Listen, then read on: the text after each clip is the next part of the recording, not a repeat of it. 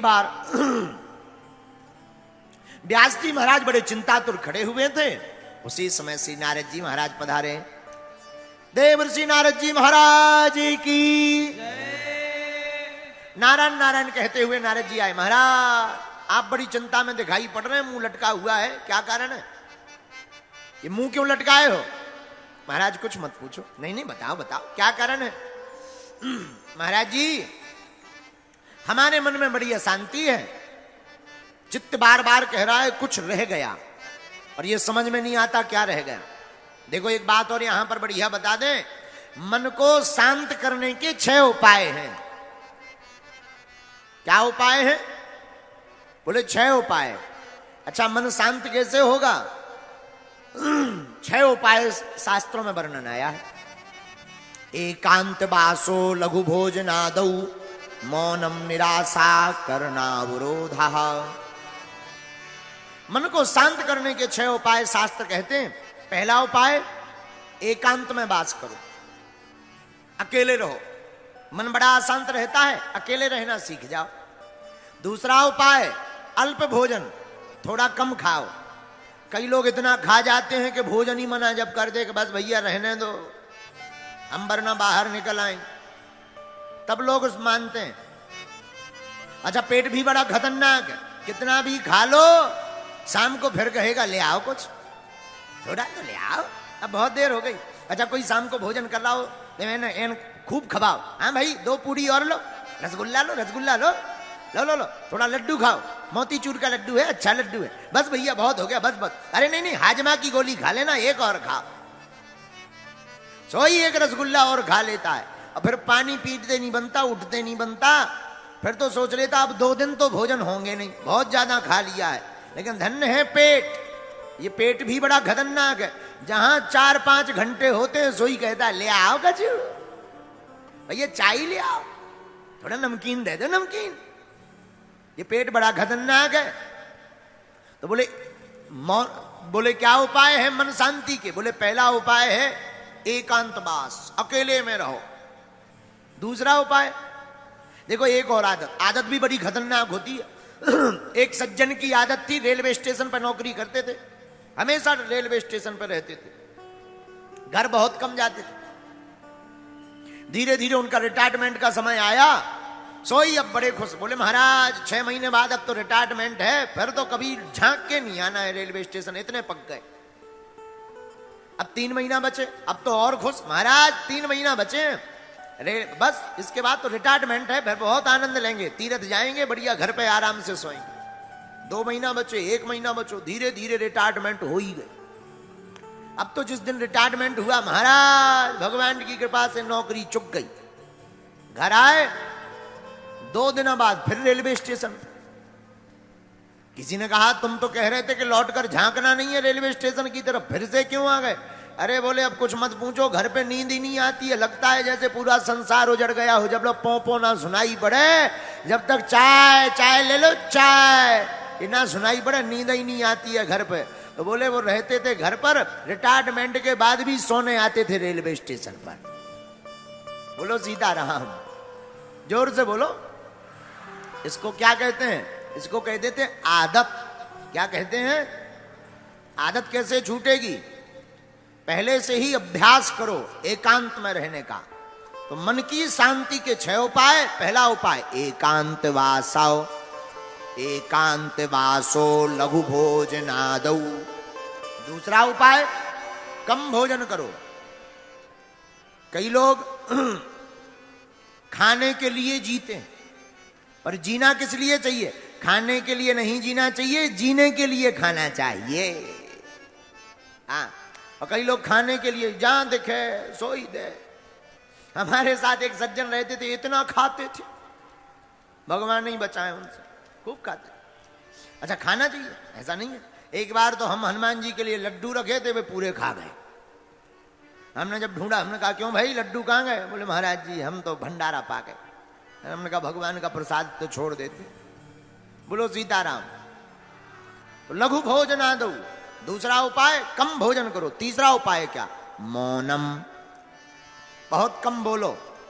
कई लोग होते हैं पटर पटर बोलते ही रहते हैं। देखो अटपट लीला राम की झटपट समझ न आए, जो मन की खटपट मटे सो चटपट दर्शन हो जाए। है? बहुत कम बोलो, और जो भी बोलो मीठा बोलो। कई लोग बोलते तो बहुत कम है, पर ऐसी बाणी बोलते हैं कि तलवारें निकल आवे, कर्कश बाणी। देखो रामचरितमानस इसीलिए कहते हैं कि रामायण पढ़ा करो। भारत के हिंदू जिस दिन रामचरितमानस को पढ़ने लगेंगे, और 100 करोड़ हिंदुओं में जिस दिन 30 करोड़ हिंदू मस्तक पर तिलक लगाकर रेलवे में, ट्रेन में, बस में नौकरी करने जाने लगेंगे, उसी दिन भारत हिंदू राष्ट्र घोषित हो जाएगा। हाँ। लेकिन बड़ी दुर्दशा है, तिलक लगाने में शर्म आती है। धन्य है किसी को टोपी पहनने में शर्म नहीं आती, लटकाने में शर्म नहीं आती, अपन को तिलक लगाने में शर्म आती है। ये हमारे देश का दुर्भाग्य है। तिलक हमारा सौभाग्य है। विवाहित स्त्री का लक्षण क्या है? अच्छा चलो ऐसे समझो, ऐसे नहीं समझ आए भैया, जरा बेस कम करो। बताओ, जिस स्त्री की शादी होगी उसकी निशानी क्या है? क्या निशानी है? 2 निशानी, एक मंगलसूत्र और माथे पे सिंदूर। भाई मांग भरी हो तो समझ जाते हैं इस प्लाट की रजिस्ट्री हो चुकी है। आओ आओ आओ आओ, भाई ये 2 चीजें हो तो भाई आओ।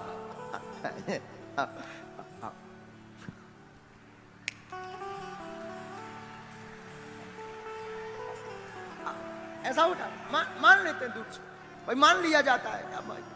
जुआ नहीं भाई हमारे पसीना आए आगे से आओ, नहीं तो कल ही भाई हम अगर ज्यादा, एक बार हम एक जगह कथा कर रहे थे, सिर खुजा रहे थे, एक ठैया वो दवाई लेके आ गए। गुरुजी आप कथा में सिर खुजाने लगते, जुआ हो गया हम कहीं ठटरी के बारे भाई जुआ नहीं।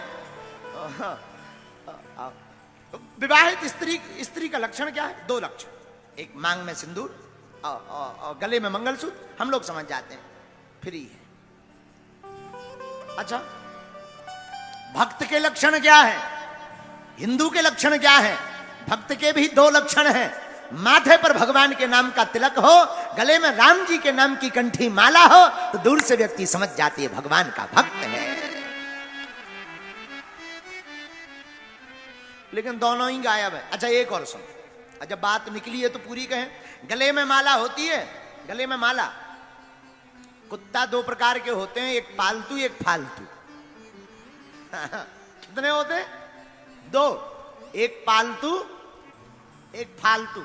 अच्छा इनमें अंतर क्या है? जिसके गले में पट्टा हो वो है पालतू, और पट्टा नहीं है तो कोई भी दे टाइम टाइम, उसे फालतू कहते हैं। भाई कोई पट्टे वाला कुत्ता शैतानी कर दे तो कुत्ता को नहीं मारा जाता, मालिक को ढूंढा जाता है। हाँ जी या ना जी बोलो। तो पालतू के लक्षण गले में पट्टा, फालतू के लक्षण कुछ भी नहीं। उसी प्रकार भक्त का लक्षण है, जिस भक्त के गले में माला होती वो राम जी का पालतू होता है, और जिसके गले में माला नहीं होती है वो फालतू होता है। बोलो सीताराम, जोर से बोलो। एकांत वासौ लघु भोजनादौ मौनम निराशा करणावरोधा। तो शांत रहने के 6 उपाय क्या हैं? पहला उपाय एकांतवास, दूसरा उपाय कम भोजन, तीसरा उपाय मौन रहिए, ऐसी वाणी बोलिए मन काया पाखो, औरों को शीतल करे आप शीतल। ऐसी मीठी वाणी बोलिए, प्रेम पूर्वक बोलिए। महाराज जी, हाँ जी, सीताराम जी, हाँ जी, नमस्कार जी, ऐसी राम राम जी, राधे श्याम जी। कितना अच्छा संबोधन है? सीताराम कहो। लेकिन कई लोग ऐसी वाणी बोलते हैं। एक बात और, शब्द सम्हारे बोलिए, शब्द के हाथ न पाओ, एक शब्द औषधि करे, एक शब्द करे घाव। ये जो 2 ग्राम की जीभ है ना, यही खतरनाक है। यही जीभ तुम्हें जूता पड़वा देगी, यही जीभ तुमको बढ़िया जो है सम्मान दिला देगी। तुम किसी को कहोगे सीताराम जी, सोई तुमको चाय मिलेगी, अच्छा भैया चाय पी लो, पानी पी लो, और तुम कहो काय बे, सोई दे, लाल पड़ जाओ। ये जीभ बहुत खतरनाक है, चाहे जैसा प्रयोग करो, एक अक्षर में अर्थ का अनर्थ हो जाता है। बोलो सीताराम। इसलिए शास्त्र कहते हैं मन को शांत करने का एक उपाय और है। बोले क्या? मौनम। मौन हो जाओ। आपने देखा होगा बड़े बड़े महापुरुष कम बोलते हैं, वाणी बोलने से तेज क्षीण होता। महात्मा बैठे हैं, आपको ज्ञानी, महाराज जी आप तो सब ज्ञानी हो, हम तो बहुत नालायक आदमी हैं। एक जगह लिखा है अत्यधिक बोलने से जिस प्रकार वीर क्षीण होने पर शरीर में कमजोरी आती है, वैसे ही बोलने से भी शरीर में कमजोरी आती है। हाँ, या फिर ज्यादा बोलो तो ज्यादा सुनो भी। हमारे गुरुजी का वाक्य है, पूज्यपाद जगत गुरु भगवान श्री तुलसी पीठाधीश्वर गुरुदेव भगवान कहते हैं, भैया बढ़िया वक्ता बनना है तो बढ़िया श्रोता बनो, ज्यादा सुनो। बढ़िया गुरु बनना है तो बढ़िया चेला बनो, बढ़िया बाप बनना है तो बढ़िया बेटा बनो। तो साधु कहते हैं 6 उपाय: एकांतवास, कम भोजन, मौन होना, और चौथा उपाय क्या? निराशा। किसी से आशा मत रखो, क्योंकि सबसे ज्यादा मन अशांत रहता है अपेक्षा रखने से। किसी से आशा रख ली, अमुक आदमी हमारा मकान बनवा देगा, अब मकान नहीं बनवाया, सोई दिमाग खराब, दिमाग में एकदम उलझन। इसलिए तो हमने कई बार कहा, आशा एक राम जी से, बाकी आशा छोड़ दे, नाता एक राम जी से, दूजा नाता तोड़ दे। आशा रखनी ही तो राम जी से रखो। इसलिए साधक कहते हैं, एकांत वासो लघु भोजनादौ, मौनम निराशा करणावरोधा, मुनिरसौ संयमनम सरेते, चित्त प्रसादम जनयन्ति शीघ्रम। आहा, शास्त्र कहते हैं एकांतवास, कम भोजन, मौन रहना, किसी से आशा ना करना, कोई अपेक्षा मत रखो। मांगना ही है, भिखारी मैं दुनिया से क्या मांगना।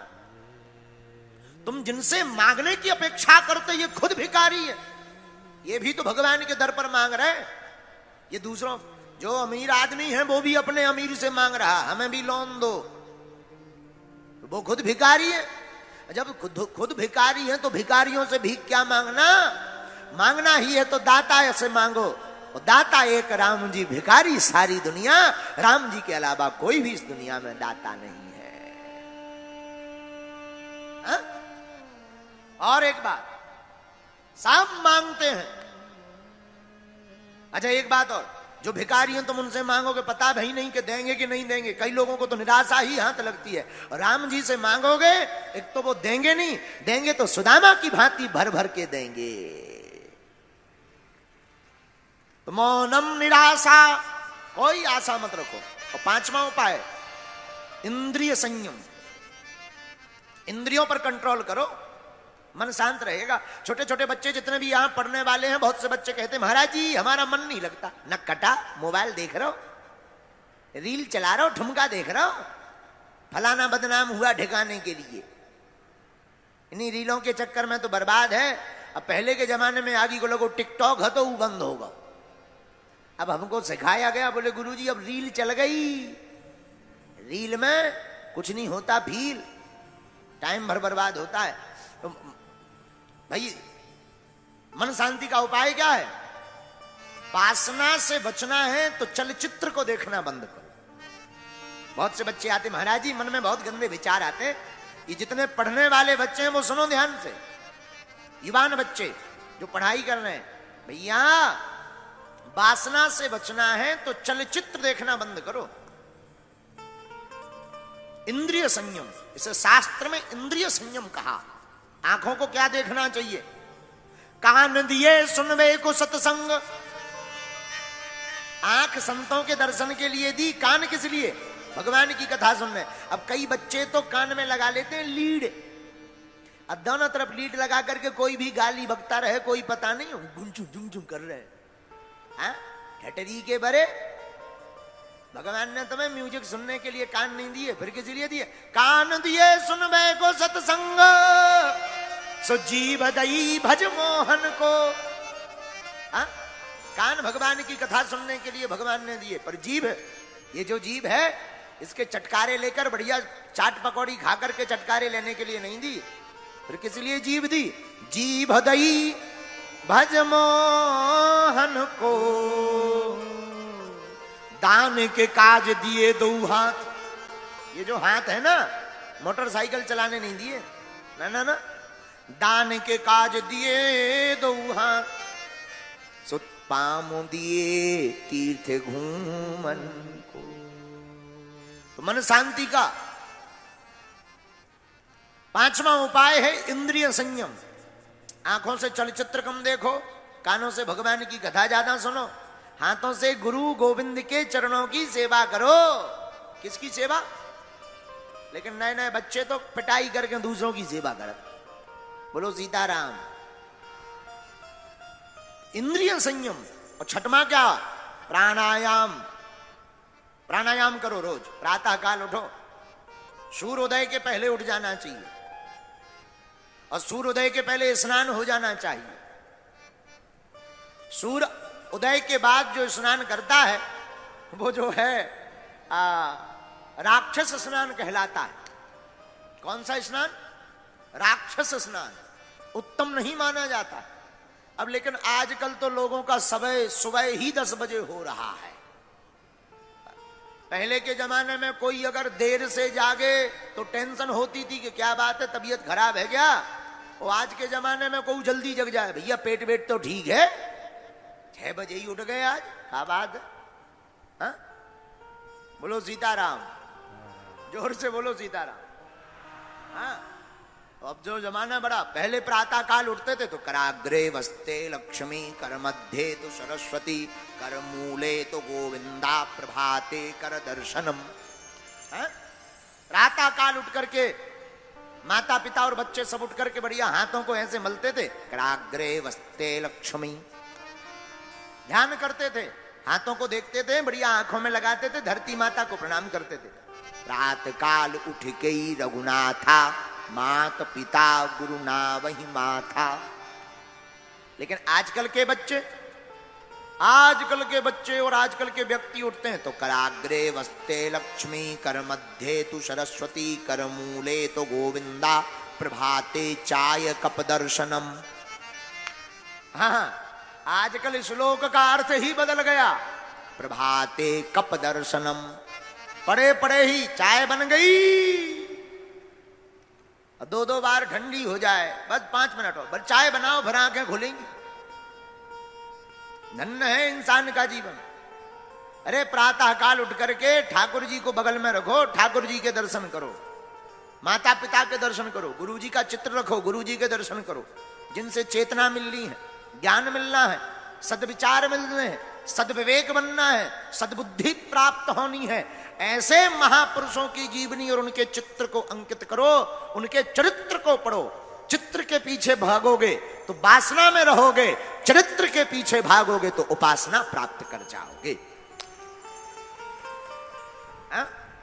ये 6 उपाय शास्त्र में मन शांत करने के बताए हैं। कोई भी अशांत व्यक्ति इन 6 उपायों को अगर करे, कितना भी अशांत हो, तो वो जो है अपने मन को चिर स्थिर कर सकता है।